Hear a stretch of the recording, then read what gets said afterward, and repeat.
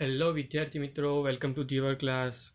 વિદ્યાર્થી મિત્રો, આપણે ગુણધર્મની ચર્ચા કરી રહ્યા છીએ અને તેમાંના પછીના બે ગુણધર્મ એટલે કે ઇલેક્ટ્રોન પ્રાપ્તિ એન્થાલ્પી અને વિદ્યુત ઋણતા કે જે તમારા ભૌતિક ગુણધર્મમાં છેલ્લા બે ગુણધર્મ તરીકેનો સમાવેશ આપણે કરવાનો છે.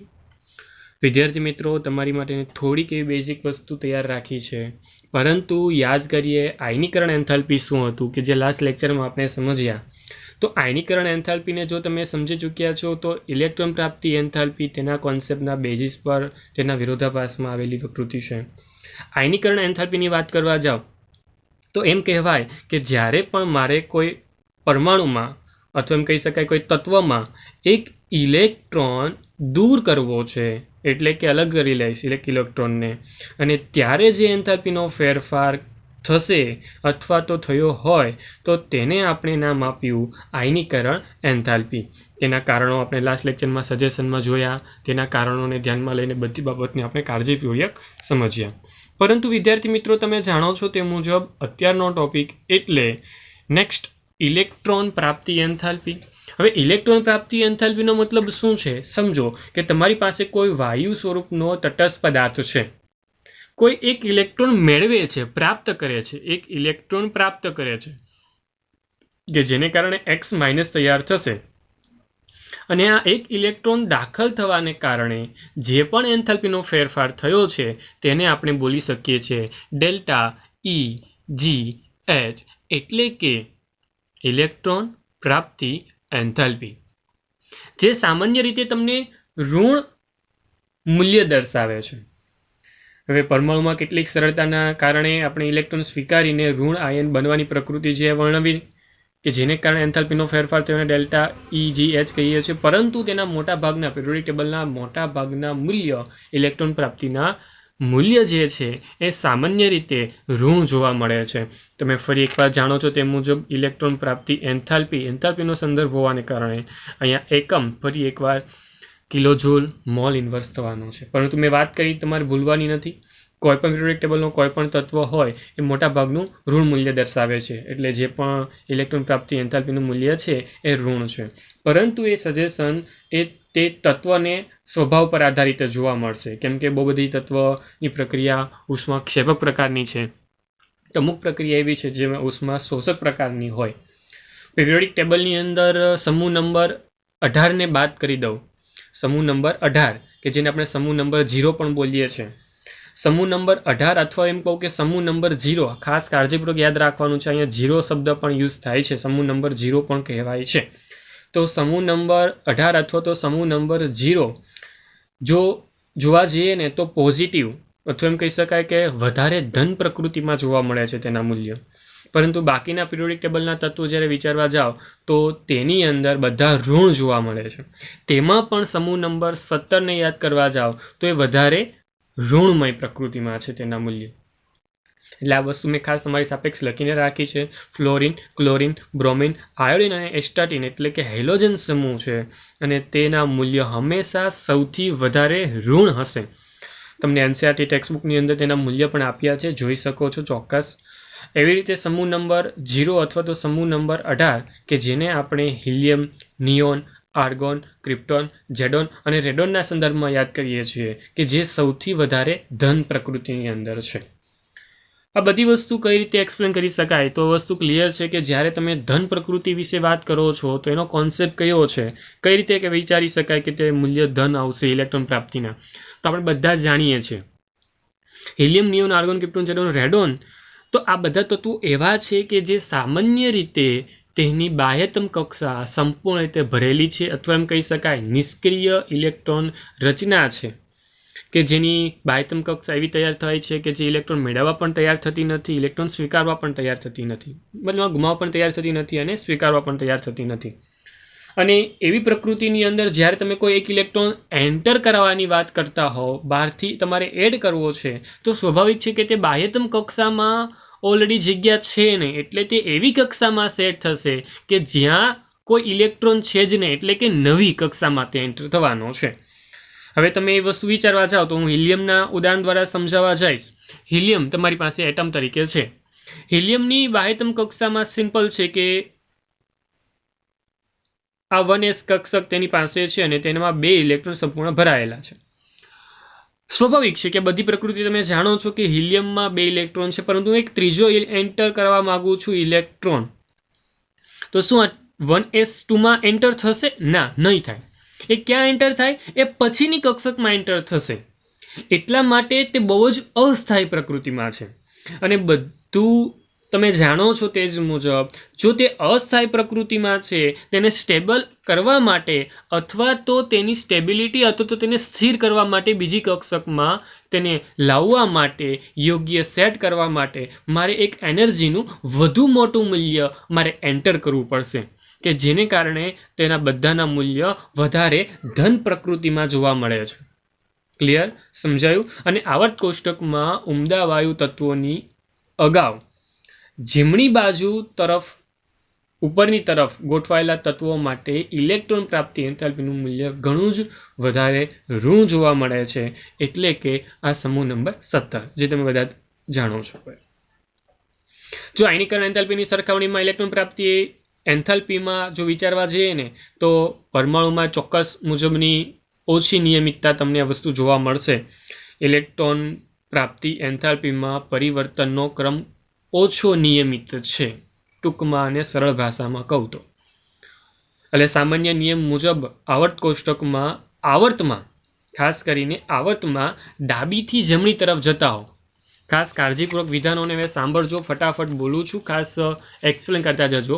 ડાબીથી જમણી તરફ જતા હોય તેમ ત્યારે આપણે વિચારીએ છીએ તે મુજબ પરમાણુ ક્રમાંકમાં સ્વાભાવિક છે કે વધારો થવાનો છે. પરમાણુ ક્રમાંકમાં વધારો થાય તો તમે જાણો છો તે મુજબ ઇલેક્ટ્રોન પ્રાપ્તિ એન્થાલ્પી વધુ ઋણ બને છે, કેમ કે આપણે વાત કરી આ સૌથી વધુ ઋણ છે. જેમ અહીંયાથી અહીંયા સુધી જાઓ ને તેમ ઇલેક્ટ્રોન પ્રાપ્તિ એન્થાલ્પી વધુ ઋણ બને છે. અને આવર્તમાં ઉપરથી નીચે તરફની પ્રકૃતિ વિચારતા હો, ઉપરથી નીચે મુજબની પ્રકૃતિ વિચારતા હો તો એમાં આપણે કહી શકીએ છીએ કે અસરકારક ઇલેક્ટ્રોન વીજભારના વધારો થાય. ફરી એકવાર બોલું છું, અસરકારક કેન્દ્રીય વીજભારમાં વધારો થાય. આપણે શું કરીએ છીએ? ઇલેક્ટ્રોન એન્ટર કરીએ છીએ. ખાસ કાળજીપૂર્વક કોન્સેપ્ટને યાદ કરજો. કયો કોન્સેપ્ટ? તો કે આયનીય ત્રિજ્યાનો કોન્સેપ્ટ. આપણે ઇલેક્ટ્રોન એન્ટર કરીએ છીએ, શું થવું જોઈએ એ વસ્તુ યાદ કરજો, કેમ કે આપણે આયની ત્રિજ્યામાં યોગ્ય રીતે આ ખ્યાલ આપને આવી ગયો છે. અને અસરકારક કેન્દ્ર વીજભારમાં વધારો થાય છે, તેથી નાના અણુમાં ઇલેક્ટ્રોન જોડાવાનું સરળ બને છે. નાનો અણુ કયો? ફ્લોરિન. ઓકે ને? અહીંયા લિથિયમ મોટો અણુ છે એટલે યાદ રાખજો તેના કદને પણ. એટલે સમજો તે મુજબ નાના પરમાણુ જે પણ હશે તેમાં ઇલેક્ટ્રોન સરળતાથી એડ થઈ જશે, કેમ કે તે કેન્દ્રની નજીક જવાની પ્રકૃતિ છે, સરળતાથી આકર્ષણની પ્રકૃતિ દ્વારા અટેચ થઈ જશે. એટલે આ જે ભાગ દર્શાવીએ છીએ તે સરળતાથી અટેચ થઈ જાય છે, એટલા માટે તેનું વધુ મોટું ઋણ મૂલ્ય જોવા મળે છે. ક્લિયર? હવે જ્યારે તમે આ પ્રકૃતિને વિચારવા જાઓ છો ને તો અહીંયા ઓછું ઋણ મળે છે. ઓછું ઋણ હોવા પાછળનું કારણ શું છે? તો કે તે જગ્યા પર તેનું કદ મોટું છે. ઓકે, અને તેનું કદ મોટું હોવાને કારણે તમે જાણો છો કેન્દ્રીય વીજભારની અસરકારકતા તે તેટલી ઓછી થઈ જશે. ઓકે, એટલે મોટું કદ હોય તો તેની અસરકારકતા ઘટી જાય અને ઋણ મૂલ્ય જે છે તે નાનું થતું જશે. ક્લિયર? આઈ વિશ કે તમને બાબત સમજાઈ હશે. ક્લિયર? અને વાત કરી તે મુજબ જ તમે તેના કદને ધ્યાનમાં લઈને, તેની ત્રિજ્યાને ધ્યાનમાં લઈને ફરી એકવાર આપણે કોન્સેપ્ટને યાદ કરી શકીએ છીએ. જો તેની ત્રિજ્યા નાની છે તો તેનું ઋણ મૂલ્ય મોટું છે, અને જો ત્રિજ્યા મોટી થઈ જશે તો તેનું ઋણ મૂલ્ય નાનું થઈ જશે. ક્લિયર? ચાલો, હવે સમૂહમાં ઉપરથી નીચે તરફની પ્રકૃતિ પણ હું એકવાર એક્સપ્લેન કરી દઉં. ઉપરથી નીચે તરફ જવાની પ્રકૃતિ હોય એટલે સમજો કે ઉપરથી નીચે તરફ જતા ઇલેક્ટ્રોન પ્રાપ્તિ એન્થાલ્પીનું મૂલ્ય વધુ ઓછું ઋણ થવાનું છે. ઓછું ઋણ શબ્દને સાંભળજો, ઓછું ઋણ, અહીંયા વધારે ઋણ. ક્લિયર? કારણ કે કદમાં વધારો થશે અને દાખલ તો ઇલેક્ટ્રોન જે છે એ કેન્દ્રથી દૂર રહેવાનો છે, આપણે વાત કરી તે મુજબ. ક્લિયર? એટલે તમે સરળ ભાષામાં આઈ વિશ કે તમે સમજાયું હશે. પરંતુ જ્યારે તમે પિરિયોડિક ટેબલના અમુક તત્વોની વાત કરવા જાઓ અને તેમાં એક અનિયમિતતા જોવા મળે છે, અને એ અનિયમિતતાને દર્શાવવા માટે હું તમારી સાપેક્ષ આ ટેબલ રજૂ કરીશ કે જેમાં તેના મૂલ્ય આપ્યા છે, કે જેમાં હું તમને તમારી સાપેક્ષ જ આ વસ્તુને ક્લિયર કરવાની સાથે જ હું એ દર્શાવવા માગું છું ફ્લોરિન, ક્લોરિન, બ્રોમિન, આયોડિન, એસ્ટાટિન એવી રીતે ઓક્સિજન, સલ્ફર, સેલ્યુરિયમ, તો આ બધા તત્વો જે ઉપરના જુઓ છો ને એમાં એક ક્રમશ મૂલ્ય ઘટતું જોવા મળે છે.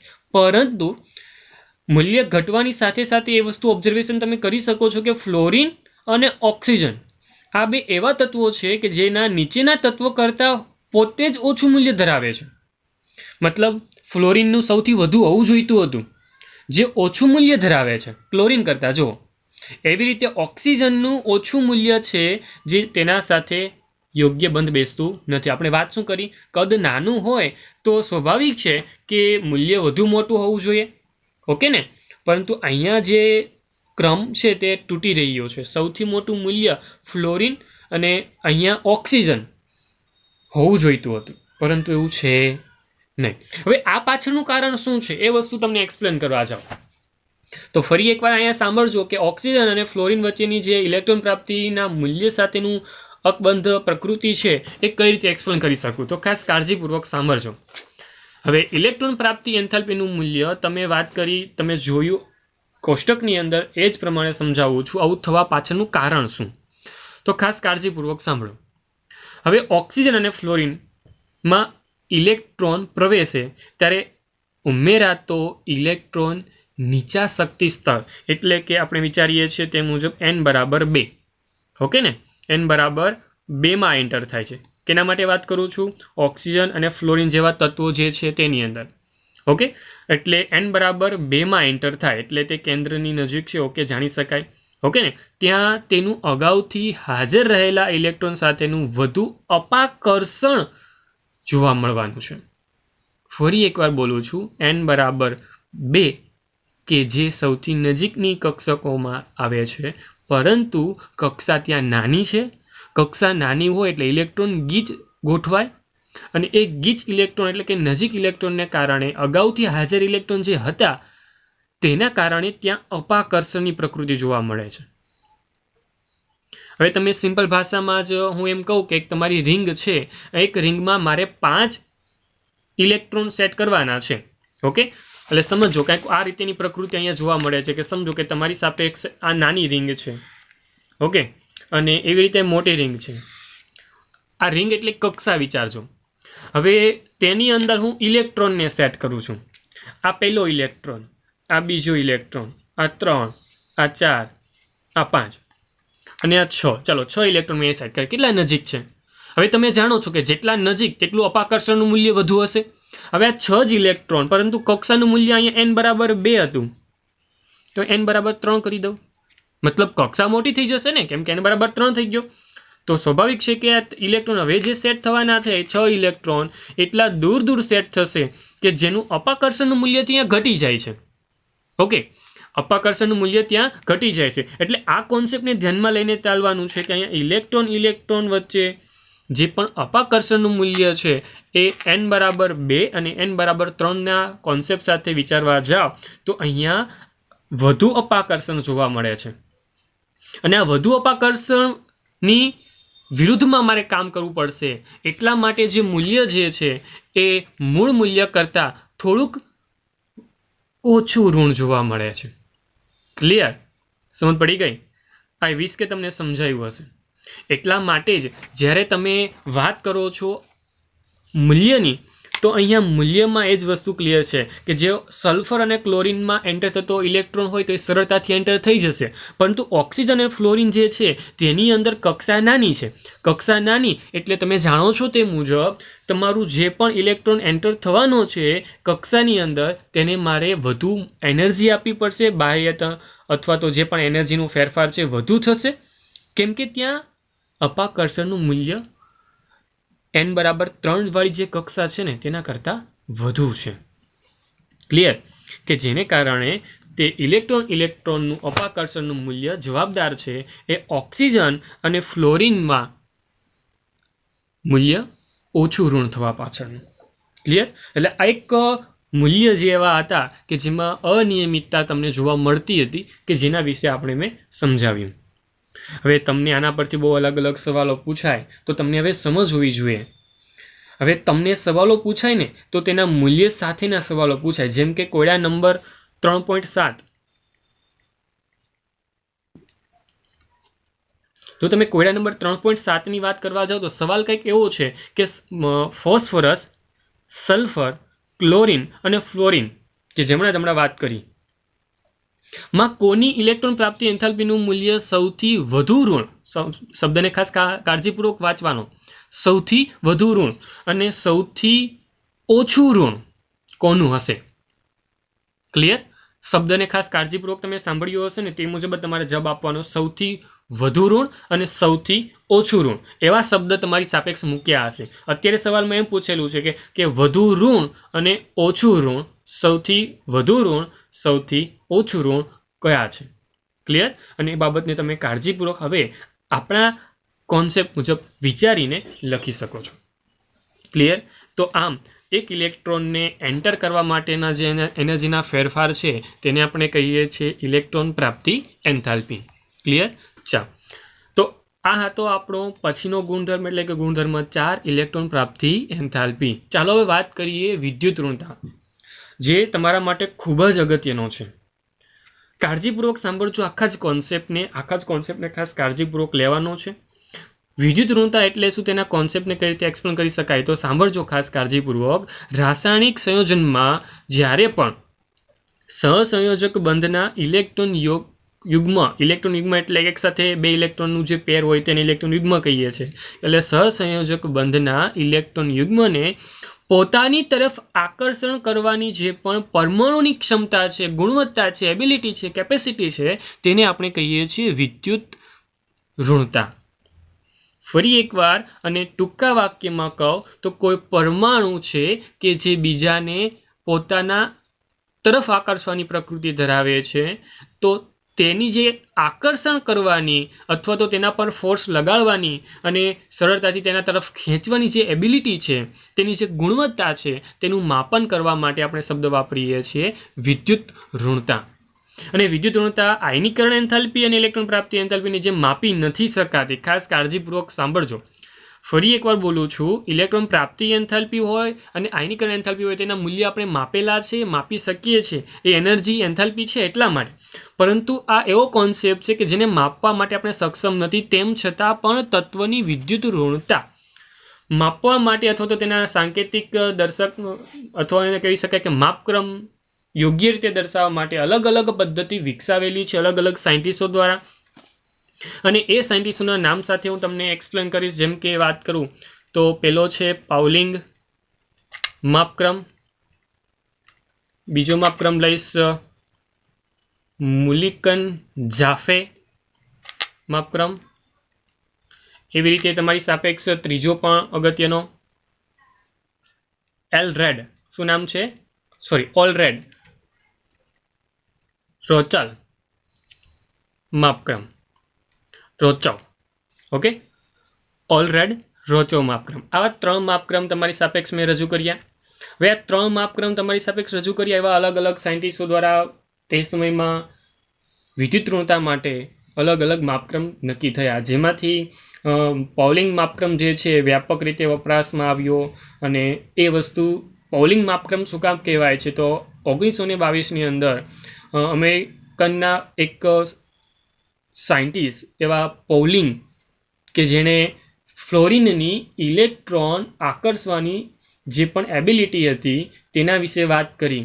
અને એ ફ્લોરિનની વાત કરતા એટલે પાઉલિંગ નામના સાયન્ટિસ્ટની વાત કરું છું કે તેણે શું કર્યું તો કે પાઉલિંગે કહ્યું કે આ ફ્લોરિન તત્વ જે છે, જે હેલોજન તત્વનો જે પહેલો સભ્ય છે તે ફ્લોરિન કે જેની પાસે ઇલેક્ટ્રોન આકર્ષણ કરવાની સૌથી વધુ સક્ષમતા છે.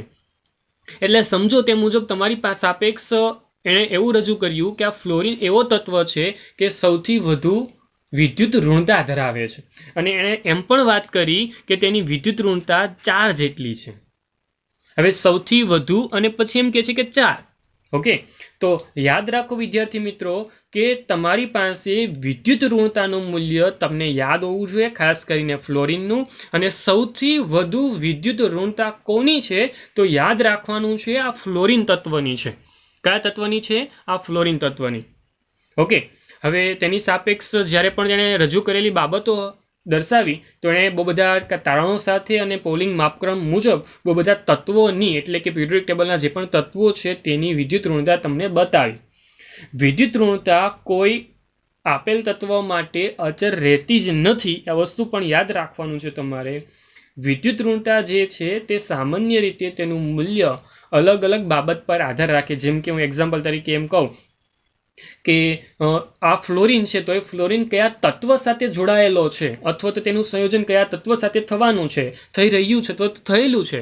હવે તે મુજબની તેની વિદ્યુત ઋણતા તમને જોવા મળે અને એ મુજબ તેની વિદ્યુત ઋણતા વધે અથવા તો ઘટતી હોય છે. અચળ ન કહી શકાય કેમ કે કોઈ સમયે કોઈ એવો તત્વ સાથે છે કે જેને કારણે તેની વિદ્યુત ઋણતા અથવા તો તેની જે ઇલેક્ટ્રોનને આકર્ષણ કરવાની એબિલિટી છે તે ઘટી જતી હોય કેમ કે તેની સાથે કોઈ એવો તત્વ હાજર છે એટલા માટે.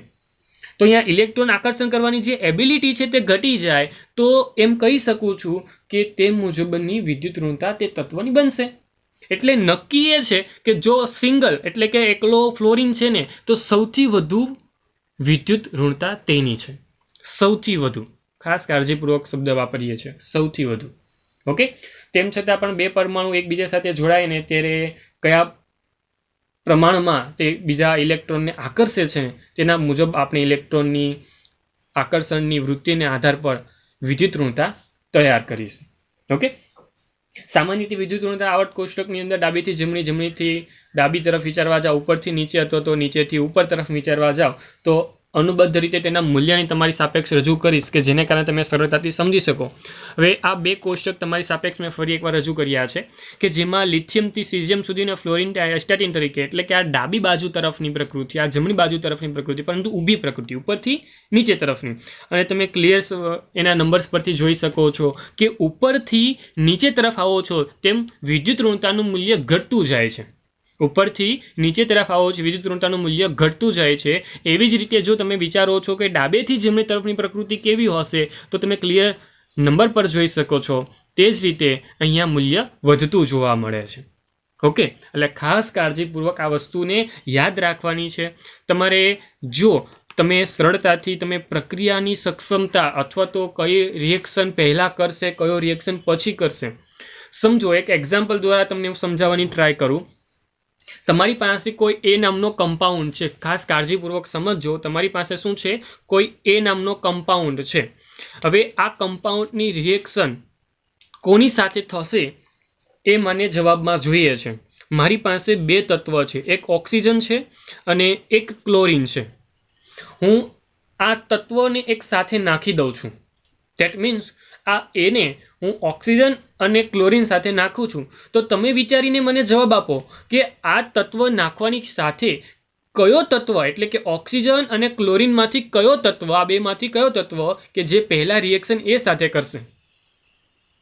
વિચારો. કઈ રીતે નક્કી કરી શકાય? તો તેની વિદ્યુત ઋણતા પરથી નક્કી કરી શકાય. અને વિદ્યાર્થી મિત્રો, જ્યારે વિદ્યુત ઋણતાને જોવા જઈએ ને આપણે તો તમને સિમ્પલ લોજિક સાથે સમજ પડી જશે કે ઓક્સિજનની વિદ્યુત ઋણતા છે એ સામાન્ય 3.5 જેટલી છે, જ્યારે ક્લોરિનની કેટલી છે તો કે ક્લોરિનની ફક્ત 3 જેટલી છે. તો વધારે વિદ્યુત ઋણ કોણ થયો? 3.5 એટલે કે ઓક્સિજન થયો.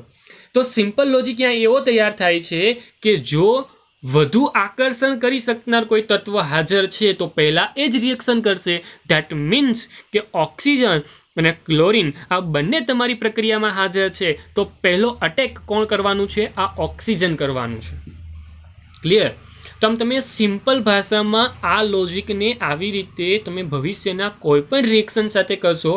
તમે ખોટા નથી, તમે સાચા છો અને તમારી રિએક્શન પણ સાચા રસ્તા પર અને સાચી રીતે સોલ્વ થશે.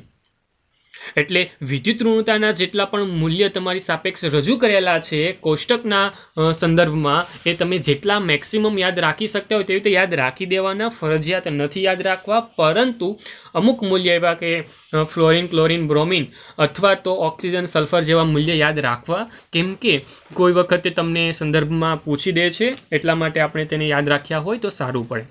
તો આપણે વાત કરી તે મુજબ ડાબીથી જમણી તરફ જઈએ, ડાબીથી જમણી તરફ જઈએ તે મુજબની પ્રકૃતિ તમે વિચારી શકો છો. હા, તમે અહીંયા વિદ્યુત ઋણતાના કોન્સેપ્ટને ત્રિજ્યાના કોન્સેપ્ટ સાથે પણ અટેચ કરી શકો છો, વિચારી શકો છો. વિચારો તમારી પાસે ત્રિજ્યા ડાબીથી જમણી તરફ જાય, શું થતું? ત્રિજ્યામાં, પરમાણ્વીય ત્રિજ્યામાં ઘટાડો થતો. ઓકે, અને ઉપરથી નીચે તરફ જતા તો વધારો થતો. ક્લિયર? તો આ પ્રમાણે વિચારું તો ત્રિજ્યાનો કોન્સેપ્ટ તમારા મગજમાં ક્લિયર છે? હા છે.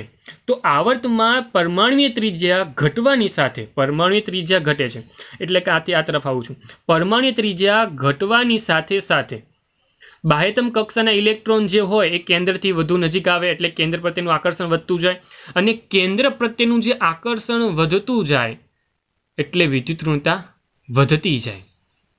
સમજાયું? હવે વિચારો ઉપરથી નીચે તરફનું, એટલે ઉપરથી નીચે તરફ આવો એટલે કેન્દ્ર પ્રત્યેનું આકર્ષણ બાહ્યતમ કક્ષાનું ઘટતું જાય એટલે વિદ્યુત ઋણતા ઘટતી જાય. ક્લિયર? આઈ વિશ કે તમને સરળતાથી સમજાયું. એટલે એટલું સમજી લો કે જો ત્રિજ્યા નાની, વિદ્યુત ઋણતા વધુ. આકર્ષણ કોણ કરે? કેન્દ્ર કરે. હવે કેન્દ્ર સુધી ઇલેક્ટ્રોન બાહ્યતમ કક્ષાનો પહોંચી જ ન શકતો હોય તો સ્વાભાવિક છે ને કે વિદ્યુત ઋણતા ઓછી થઈ જવાની. જો સીઝિયમની વાત કરું, કદ કેટલું મોટું છે બાકીના તત્વોની સાપેક્ષમાં? કદ બહુ મોટું. જો કદ બહુ મોટું છે, કોઈ બીજા ઇલેક્ટ્રોનને આકર્ષવાની વાત તો દૂર રહે, પોતાના ઇલેક્ટ્રોનને માન સાચવી શકે છે. ક્લિયર? તો આ વસ્તુ, આ લોજિક સાથે તમારે સાંકળવાનો છે અને આ લોજિકથી તમે બધી વસ્તુ ક્લિયર કરી શકશો. ઓકે, ચાલો. તો તમે વાત કરી તે જ મુજબ તમારી એ લોજિક, એ જે પણ તારણો કાઢવાના છે એ તમે મૂલ્ય પરથી યોગ્ય રીતે કાઢી શકો છો. હવે અહીંયા નાના નાના સવાલો પણ તૈયાર થાય, અને એ નાના નાના સવાલ એટલે કેવા સવાલ એ પણ તમને સમજાવું. વિદ્યુત ઋણતા અને પરમાણ્વીય ત્રિજ્યા વચ્ચેના સંબંધ જાણ્યા પછી આપણે એ પણ અલગ અલગ તારણો કાઢી શકીએ છીએ કે વિદ્યુત ઋણતા અને અધાતુ વચ્ચેનો સંબંધ શું છે સર? તમે કઈ રીતે કહી શકો છો કે ધાતુ અને અધાતુ હોય તો તેની વિદ્યુત ઋણતા આવી રીતે હોઈ શકે? તો એ વસ્તુ લોજિક ક્લિયર છે વિદ્યાર્થી મિત્રો, કે તમારા પિરિયોડિક ટેબલની અંદર જો તમારે એવા ગુણધર્મ સમજવા છે તો પહેલાં તો હું એમ કહીશ કે એકસાથે બધા જ ગુણધર્મો એકબીજાને સાંકળી શકે તે રીતે આ વર્ણન આપ્યું છે. પરંતુ સાથે સાથે આ વર્ણન જોવાની સાથે સાથે તમારો બધું જ લોજિક ક્લિયર થઈ જશે અને તમે પિરિયોડિક ટેબલના ધાતુ, અધાતુ અને અર્ધધાતુમય તત્વો સાથે તમે તેના રિલેશનમાં પણ યોગ્ય રીતે ભાગ ભજવી શકો છો. હવે તમે આ વસ્તુ ક્લિયર શબ્દમાં જુઓ તો એ વસ્તુ અહીંયા ક્લિયર છે કે તમારી પાસે વિદ્યુત ઋણતા ઉપર જાય તેવી રીતે વધે છે, ડાબીથી જમણી તરફ જાય તે રીતે વધે છે. તો સમજો તે મુજબ ધાતુમય જે પણ તત્વો છે, ઓકે, જેમ વધુ ધાતુમય તત્વ છે ને તેમ વિદ્યુત ઋણતા એટલી ઓછી છે. આ તરફ અધાતુમય તત્વ છે. ઓકે, એટલે આ તરફ જે અધાતુમય તત્વો છે તેની વિદ્યુત ઋણતા સૌથી વધારેમાં છે. ક્લિયર? આ બધી વસ્તુ તમે જાણી ગયા છો. હવે તો એ રિલેશન એકબીજા સાથે તમારે કોન્ટેક્ટમાં લાવવાનો છે, એકબીજા સાથે સંપર્કમાં લાવીને કઈ રીતે એક્સપ્લેન કરી શકાય, કઈ રીતે તેના વિશે વિચારી શકાય, એ તમારું કામ છે. હવે કેમ કે મેં તમારી સાપેક્ષે બધા જ ગુણધર્મ રાખ્યા અને બધા જ ગુણધર્મ મેં કાળજીપૂર્વક સમજાવ્યા. હવે તમે એ બધા વચ્ચેનો રિલેશન ફાઇન્ડ આઉટ કરો, તે તમે જાતે કરશો. શા માટે જાતે કરવા કહું છું? કેમ કે આ વસ્તુ તમારી સાપેક્ષ મેં જેમને બતાવ્યું છે ખૂબ જ અગત્યની છે અને સિમ્પલ જેટલી પણ વસ્તુ સમજ્યા ને એ બધી વસ્તુને એક સાથે બતાવેલી છે. ક્લિયર? તો વિદ્યાર્થી મિત્રો, આજના લેક્ચરમાં બસ એટલું જ રાખું છું. તમારું કામકાજ એ જ છે કે આ પ્રકૃતિને સમજવાની છે અને આ પ્રકૃતિને યોગ્ય રીતે તમારી મગજમાં સેટ કરીને રાખવાની છે. કેમ કે તે જ પ્રકૃતિ તમારા પિરિયોડિક ટેબલને સમજાવવા માટે અથવા તો સમજવા માટે કાળજીપૂર્વક તમને અગત્યની અથવા તો ઇમ્પોર્ટન્સ ધરાવતી હશે. ક્લિયર? તો વિદ્યાર્થી મિત્રો, આજના લેક્ચરમાં બસ એટલું જ. હું છું તમારો મેન્ટોર, શિક્ષક હિમાંશુ સરદારા સર. જો વિડીયો તમને પસંદ આવે છે તો લાઇક કરો, શેર કરો અને વધુથી વધુ વિડીયો મારા તરફ આવવા માટે તે ચેનલને સબસ્ક્રાઈબ કરી શકો છો. Thank you so much.